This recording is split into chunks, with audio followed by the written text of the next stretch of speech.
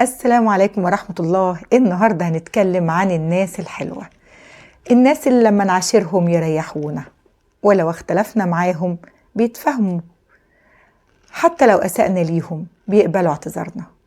الناس اللي بتحسن الظن، الناس دي عندها حسن خلق، وأنا ببشرهم بحديث النبي صلى الله عليه وسلم: أقربكم مني مجلسا يوم القيامة أحاسنكم أخلاقا.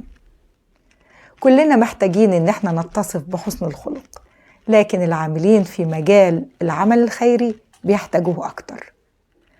أولا لأنهم في طريق بيبتغوا فيه رضا الله سبحانه وتعالى. ثانيا لأنهم بيتعرضوا لناس من كافة المستويات والطبقات والأخلاق، وكتير فيهم بيبقى عندهم غلظة وشدة، لو ما خدوش اللي هم عايزينه ممكن يردوا عليك بطريقة سيئة جدا. طبعا انت هنا لازم تملك أعصابك، لازم تحاول تتفاهم معاهم بالحسنى وترد الإساءة بالرد الطيب. في الوقت ده انت فعلا هتملك قلبهم. في بيت شعر أنا بحبه جدا بيقول: واصنع جميلا في الحياة فإننا باللطف نبلغ في القلوب مقاما.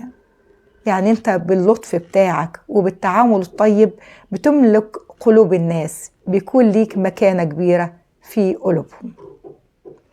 ومن الحاجات اللطيفة جدا ان انت لما بتقعد مع الناس اللي عندها حسن خلق، الناس الهادية اللي كلامها طيب، اللي بتتواصل مع الناس بحب، بتلاقي كأن في ملايكة في المكان، تحس انك انت مرتاح مبسوط، عكس الناس العصبية بقى اللي بتسيء الظن، اللي عندها غلظة، تحس كأن في عفاريت بتتنطط في المكان. كلنا يا جماعة ممكن نغير نفسنا. الحلم بالتحلم، والعلم بالتعلم، وحسن الخلق بالتدريب والتمرن.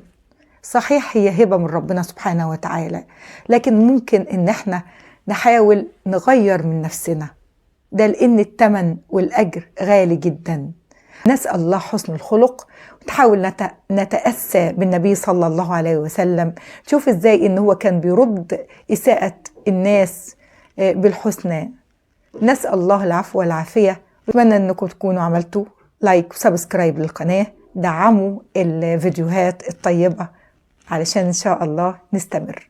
شكرا لكم، والسلام عليكم ورحمة الله وبركاته.